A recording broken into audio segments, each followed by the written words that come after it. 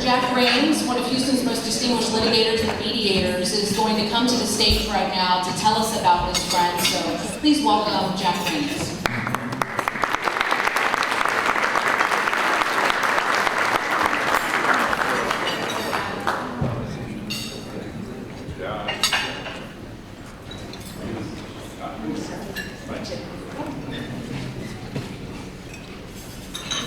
Unaccustomed as I am to speaking, Carl called and said, "You know Dale, we're big buddies. We both have a long record of ordering things at U of H. In fact, John got on the payroll out there with the Power School for a while. And I doubt they ever had a more dedicated individual. John loved several women during his life, and I know that for a fact. Married, children, but he loved U of H through it all. That was the constant in his business. If you ever want to know how U of H was going to do in any sport, call Odell and you can get a briefing. John was enthusiastic. Would you say that's an understatement? That's an understatement. Carl Law says that's an understatement. Law says it's an understatement. We can get a CPA seal on it. John, I would describe him as radical. Is that fair? Sure. And there are certain things in life you need to be radical about. A friend of mine once said, I asked him, I said, he went to school at A&M. I said, boy, you are really young, huh? He said, well, A&M is like mom and dad. He said, it loves you when you're little and ugly. And U of H was the same way with a lot of us. I earned my law degree there. And you come out of that basement, the girls used to laugh at us when we'd go over to the main part of the campus and they had a student lounge. I can't even remember where it was going. And they'd walk up and say, what year are you in law school? I said, how'd you go to law school? I said, well, it's the red dust on your feet. The linoleum would turn to powder. And when you walk down the hall, it left little puffs. I'm not saying it was permanent, but we were in a basement, and I hated rainy days because you had to wear galoshes and or have wet shoes in class at night. I get cold. But as the trainer told me one time, we were complaining about the locker room, and he said, good stables don't make good horses. Maybe if you ran faster, we'd have better stables. I thought about that for a long time, through this personal criticism. John loved one thing that this audience would appreciate. He loved cats. If you'd ever been to John's house, it's the only house I've ever been to that you walked in and had all these structures running through the house. And they were for cats to maneuver and go between floors. It was a strange sight to see. He loved apples. I think John in his heart was a large alley cat. I see some of you know John. I loved him. Anyone who knew John loved him. We were partners in an adventure called Tuscany. I asked John, I said, why do you want to name it Tuscany? He said, have you ever been? I said, yes. He said, what do you remember most about Tuscany? I said, well, the sun's warm and the women are beautiful and the food's good. He said, that's the way I want to come to. John had a way of summing things up. He painted word pictures. He's gone now, but he left footprints, and we're all in his debt. I don't know anyone that met John, was not impressed, did not care for him, was not richer for the experience. Godspeed, John.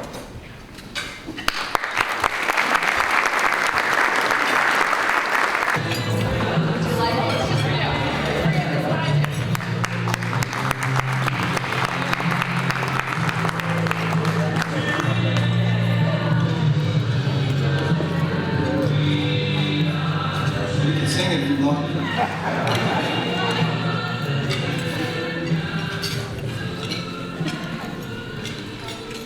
First, let me just say thank you, everyone, for coming out today. Carl, you always throw a great event.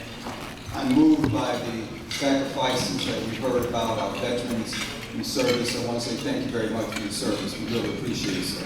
Appreciate it very much.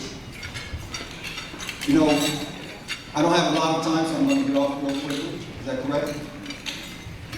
We're good? Okay. District 18.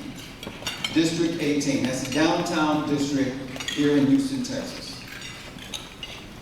Many of you know Jill Jackson Lee. Even if you don't live in the district, you know the name, you know the face, you know her efforts. Jack just talked about the fact that he and Pastor Davis lived, grew up in that district 50 years ago. And here we are today at the country club. What a phenomenal story when we talk about change that has happened in America. The fact that these two young men, Paul, I say that to make you feel that these men are here, having grown up on different sides of the track at a different time in history when our relationships were relatively challenged. Can we say that? But now we come to the year 2019, almost 2020, and there are many people out there in the social media and the news media and the talking heads that want us to believe that somehow America is not together. Yeah. What I want to say to you as we move forward with this campaign is that we remember that although we've had a history, we still feel the impact of some of that history. We got that. We understand that. But we have progressed, and we see it right here today, evidenced by these two men and the fact that we're all in here. Correct? If you look around, raise another hand. How many of us in here are American? We're American. We are American. And that's what we have in common. And we have to remember that as we move forward, that we are Americans. Sure, there are some things that we differ on. Maybe you fix your bread and dinner a little bit differently than my wife does. Maybe you season your rice a little bit differently. But the things that we have in common are the things that make us strong. And that thing, most likely, more than anything else, is the fact that we are American. We're American. This campaign is about bringing people together, understanding that together we overcome, together we advance, and together we win.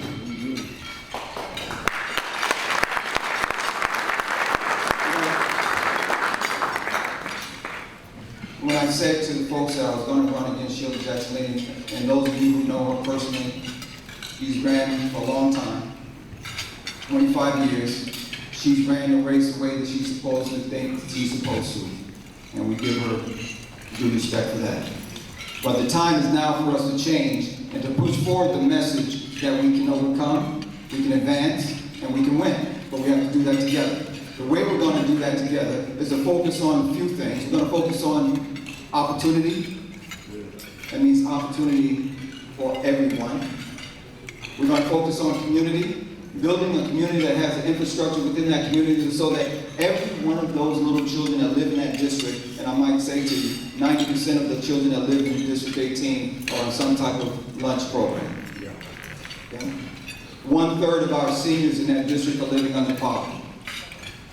So when we start talking about opportunity, we're talking about giving them access to America and to the American dream. It already exists. There are things that are out there. The opportunities exist, but the challenge is that we don't have the access as easily as we should. And that's going to take all of us working together to make those lives increase. Yes? And then the prosperity. Opportunity, community, and prosperity. And the prosperity piece really comes from bringing it all together. We bring the businessmen together, we bring the educators together, we bring the legislators together, we bring the investors into the community, and volunteer organizations just like the ones that we've talked about today, that go into the community and help the people. Now, some folks have said, I've said it before, when I say, no, it's time for us to put a fight towards Sheila. But this is bigger than Miss Jackson. I want you to understand that. This is much bigger than Miss Jackson. What we're talking about doing is to create an environment, a community where everyone can really feel and know that they are Americans and that they can have all of the American dream. Every child. Now, some people may say, well, are we talking about creating a lot of social programs? Or are we not? No. Programs are already in place. The dollars are already there. What we have to do is we have to take a reallocation of those dollars that are being spent and put them into a place that we might get a greater result. What we need to do is to find those resources, those underutilized resources, and bridge them with underutilized talent. Right? Because it's there. Let me just tell you a personal side of this and how I know this works. Carl mentioned that welfare to West Point. I grew up in the middle of Brooklyn, Queens, Albany, New York, with my mom, single mother, living on welfare. And it wasn't that I was so brilliant or that she was so talented. It was that other people came along and bridged us so that we can get to West Point. And then we went from there. And I'll be glad to tell you more about that personal journey, but that's the type of thing that I know personally works. And that's what we're going to bring to this campaign.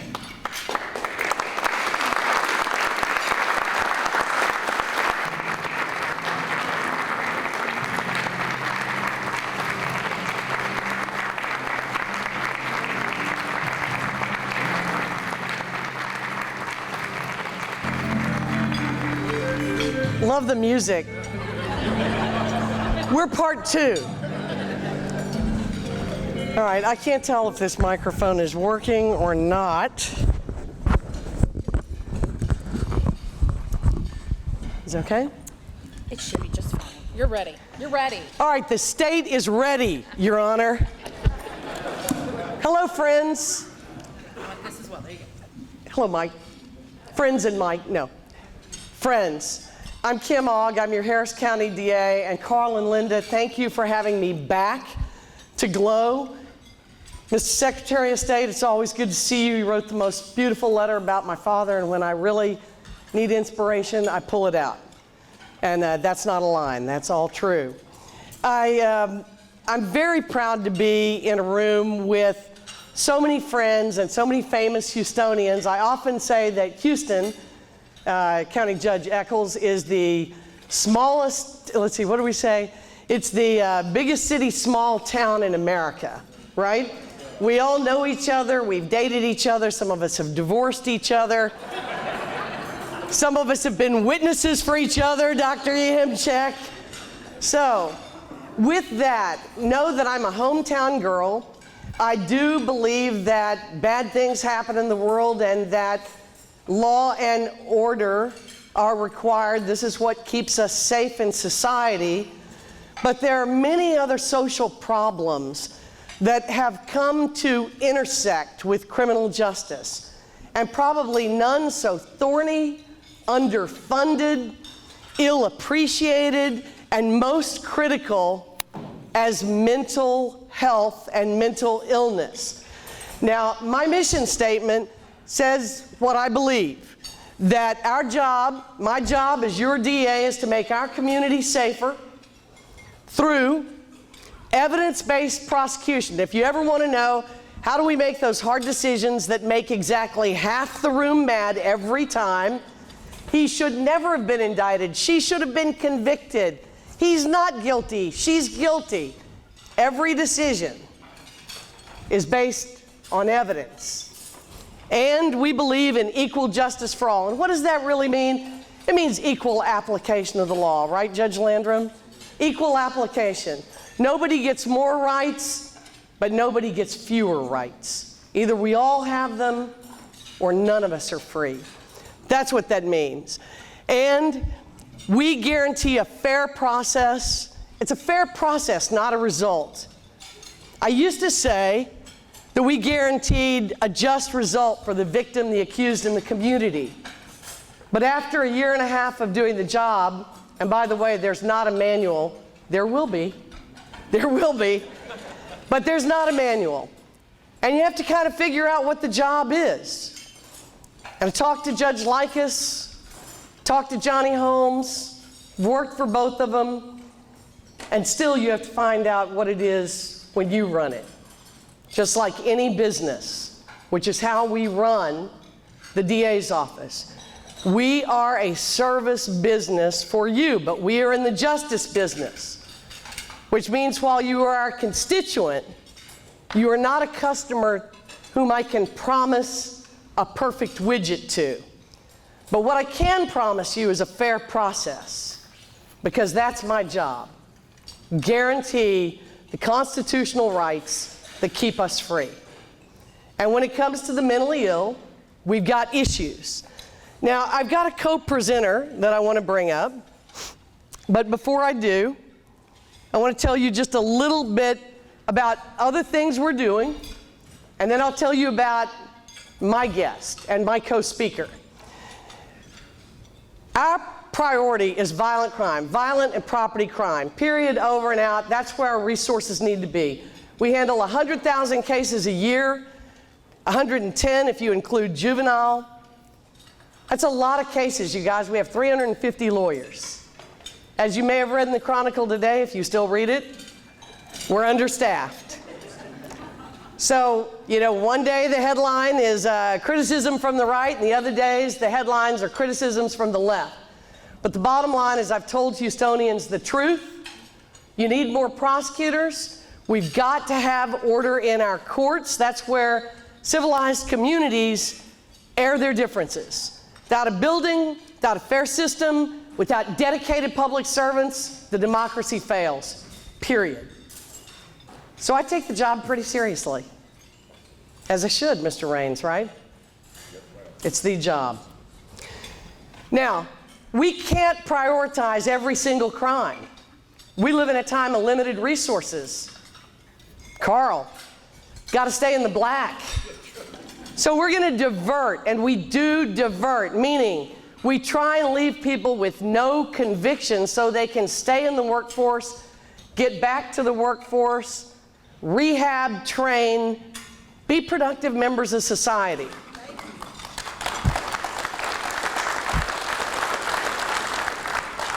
It's crime prevention. Employment is crime prevention. So we divert for a number of low-level, non-violent crimes. And these are some of our diversion programs, and I'm proud of every one of them. But I am proudest of the one that I brought to you today. I knew this group. I know what you all think about business and how it should run. And I know that every person in this room knows somebody with a mental health issue. Now I'm talking to our brothers and sisters, the veterans. We all know somebody, and some of us know many people. And these are folks who often intersect with the criminal justice system, because when somebody's off their meds, if their parents don't know how to deal with them, if they are having a breakdown in the middle of a community or a public place, the police are called. We are number 48th in funding for mental health nationwide.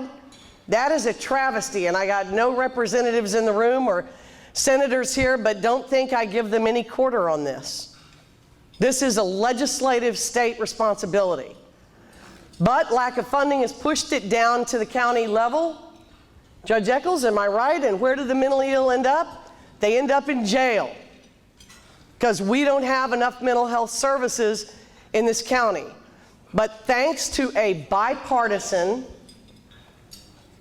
public health-driven group project, we now have something called a mental health diversion center and program.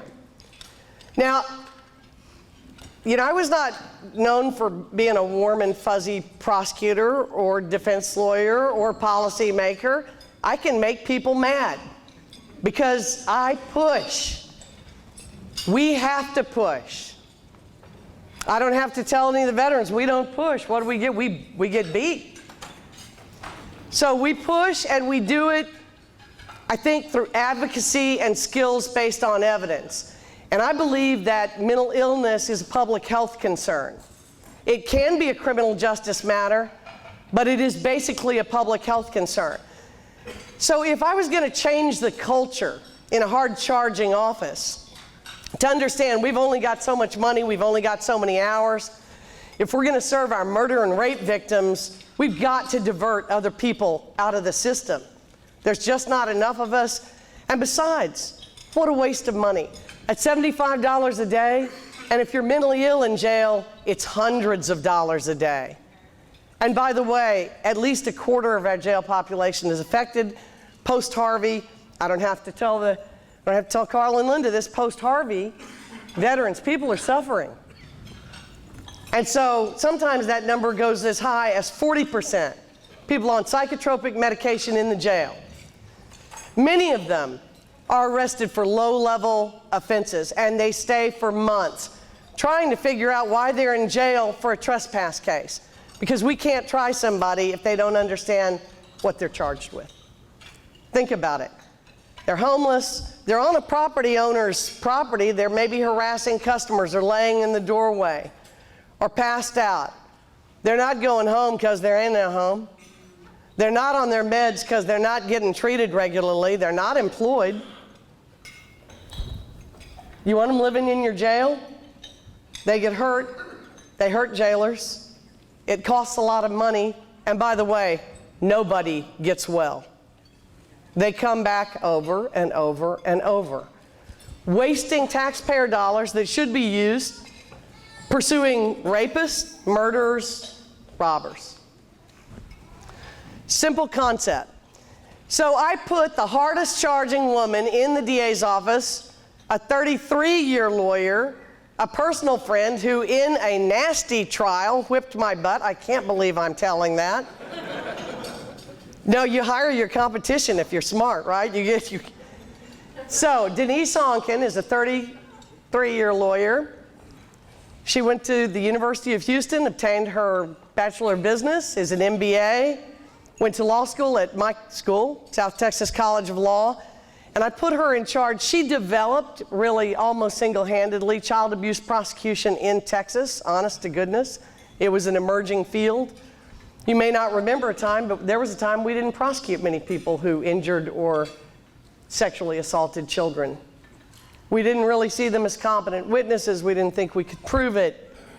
Put a hard charger on it who's a true believer, and we do it a lot. We prosecute child molesters, we prosecute child abusers, and we separate them from society because they are too high a risk to leave on the street. That's who Denise has been.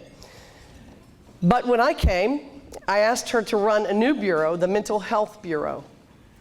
And about 6 months into it, it was clear we needed a place to divert people to. You can't just tell a property owner, well, the DA's not going to arrest because they really have more important things to do. That property owner needs relief. That homeless, mentally ill individual needs treatment. And the police are the only answer, and all they've got is a jail? Come on, folks, we can do better than that. So we did.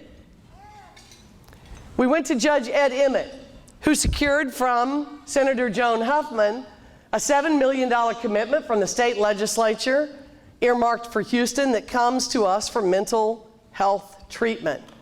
It's a pittance. It's a pittance, but it was enough to start this fabulous program. So with that, I'd like to ask Denise to come up. We're going to do a quick dog and pony show for you.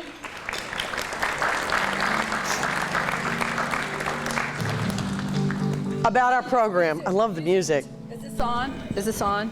Can you all hear Denise? Is this on? No? Not on?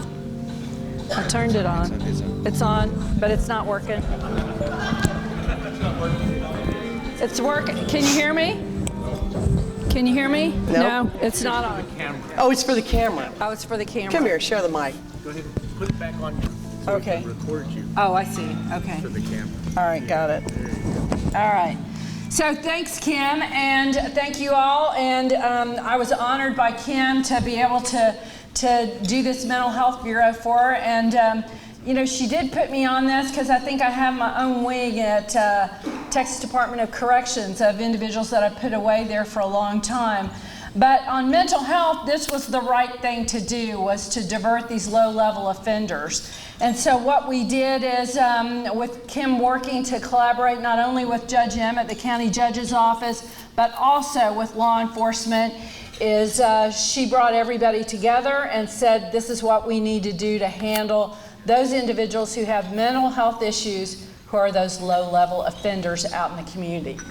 So first of all, let me just say here that Kim talked about the two bills that we had that brought money into Harris County, and we were very lucky that we had these grants going. So it was actually a little over $7 million. It was $7.5 million that was brought in. We did matching funds from not only the DA's office, but these other partners that are there as well. And Kim dedicated lawyer time. You know, we're working like double hard to make sure this stuff happens. Just yesterday, I was talking to some of my people over at Intake, and they were telling me how much extra work this is to really dig through and determine if they've got mental illness, to collaborate with the police officers on the phone as they call into DA Intake, to determine whether we should do charges or whether we should divert that individual. So, and let me say, it takes more time to look at a file and figure out somebody's actual health history, their criminal history, their risk factors. It's much easier just to plead them guilty and leave them in jail. That's part of why we need more lawyers. And let me say, the defense will come in and just say pleading. That is basically what many defense lawyers feel their job is. Not treatment, just get the criminal case going. We know if our society is going to improve, if our recidivism rate is going to go down, if we're going to control crime, we have to fix some things. We have to fix people. So this is how we do it. And we're going to slide through this, Denise. If you'll tell them how it works, I'll kind of keep the slideshow going. that sounds great. So we opened this Mental Health Diversion Center in September of last year. You can see some pictures here of what it looked like. These are the individuals who we determined who was going to be eligible. We started with criminal trespass. So Kim, in her infinite wisdom that she has, she said, this is what's going to work. These are the individuals who are a real problem out there. So many of them have mental illness. We studied the numbers. We looked at how many have mental illness, how many were cycling in and out of the jail over and over again on that low-level offense, criminal trespass. We looked at those numbers. Kim studied it hard, and we determined we start with that. So that's what we did. So we worked with the Harris Center for Mental Health and IDD, our local mental health authority, and we got this going. So here's some of the things that basically these are the on-site services that we have there. They're seen by, they have a full staff of people there. It's over on Dennis Street. They actually had a building that was used previously for homeless individuals. They refurbished it so that they could get the doors open right away because we wanted to move ahead of it and get it rolling. And they have a full staff, clinicians, psychiatrists, individuals there. We have a deputy who's on staff 24/7 just in case anything goes awry. Sheriff's Department has contributed that as well. Great services. Those individuals can stay at the facility for up to 2 weeks.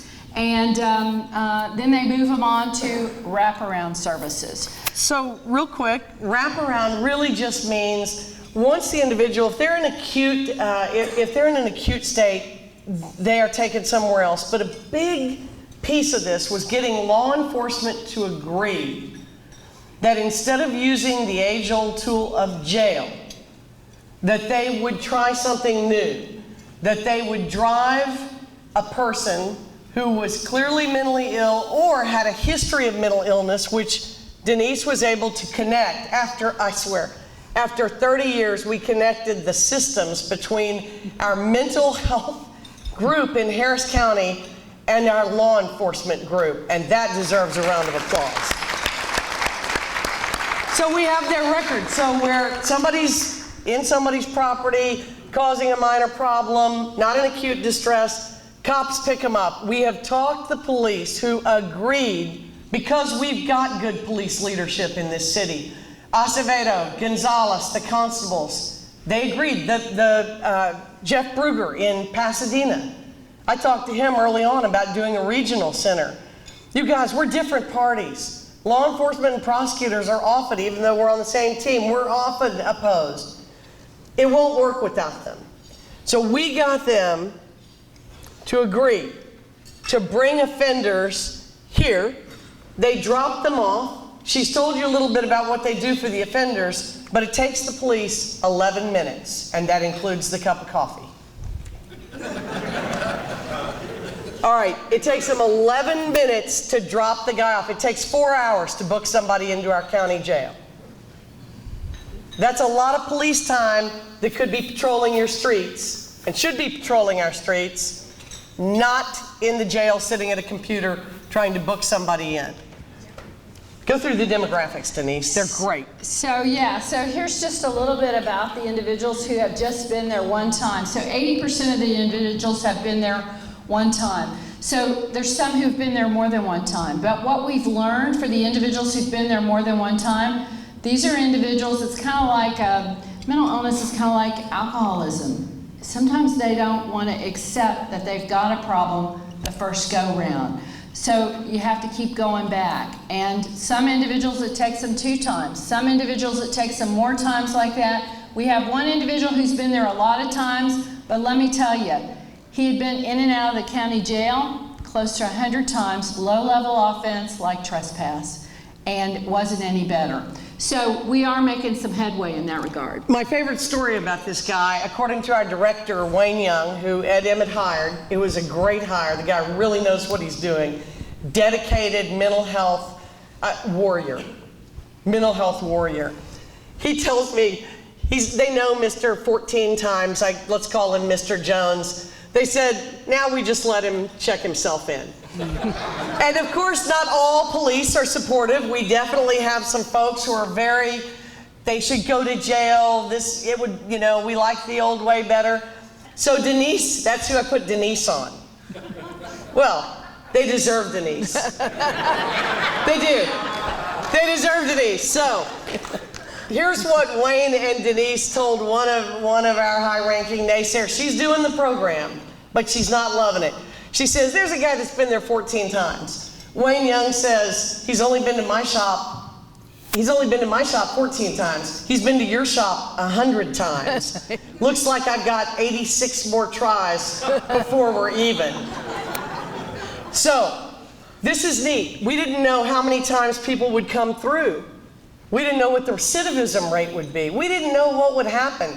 Infinite wisdom, it's called hiring good people and watching the data. Evidence. It's making evidence-based decisions.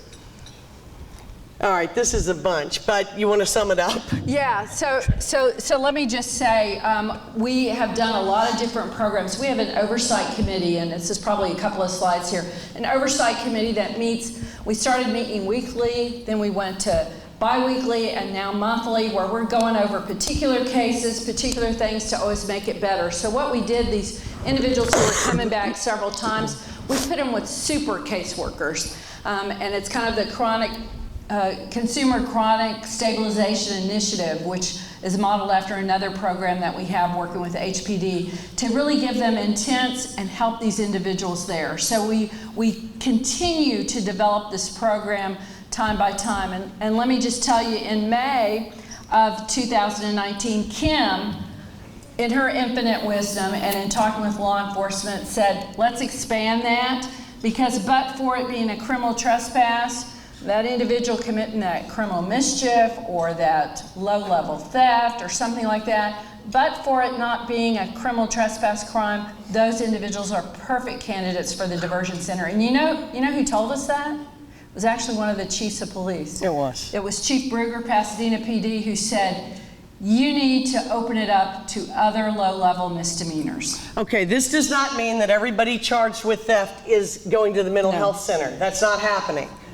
Everybody who fails to identify indecent exposure, these are people with generally chronic mental illness. Denise, can you give an example of a case where, and again, they sound like scary crimes. Let's see, criminal mischief. Just run through a couple of these because they're great. Yeah, so let me just tell you, what we did is we actually went and looked at specific crimes over the time frame that we were looking at. And so we looked at like a criminal mischief, an individual who was schizophrenic, had cycled in and out of the system several times, was doing a mischief kind of thing. I think it kicked in a Metro bus store. Homeless, never going to get any restitution out of them, and clearly delusional, and that was a perfect candidate for the Mental Health Diversion Center. Indecent exposure, everybody kind of jumps back a little bit. I do. I prosecuted all of those sex kind of crimes, so I jump back a little bit, but I'm telling you, some of those individuals, they don't have boundaries. They may be homeless out there. They may, not understand their boundaries and are exposing themselves or urinating out there, and those individuals are clearly delusional, maybe schizoaffective disorder, and need some help. And so putting them in jail isn't really going to accomplish anything, and we've had some great successes in it. So that's just a couple of examples. So Kim's right. We haven't opened it up to all crimes, and here's how it works, guys, just to give you the nitty-gritty. Kim runs a 24/7 intake. The officers call in, we discuss it, we pull up, we see if there's mental health history, we look at the circumstances, we see if there's a public safety issue, and if it's an appropriate candidate to go to the diversion center, that's when we make the call with the officer, let's divert them to the diversion center. That's how it works. So it is a joint decision. I have the ultimate responsibility, go figure. I think it comes with the territory, but we are, Secretary of State reminded me it did. Glad for that, Jack.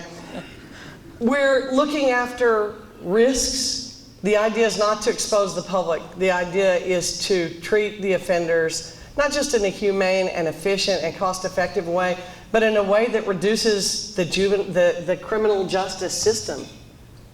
Not every social problem should wind up in our jail. So, we made a big public announcement about the opening, the expansion, but still many, many Houstonians don't know about this program. I wanted to offer it to this business group. I think of all the folks who can understand, we can tell you about the millions of dollars that we're saving, and we are.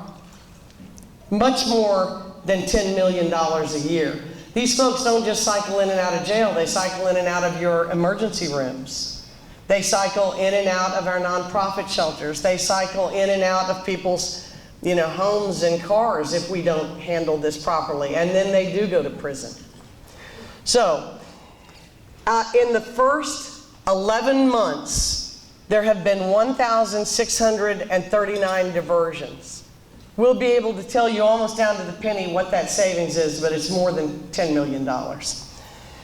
11 minutes average drop-off time.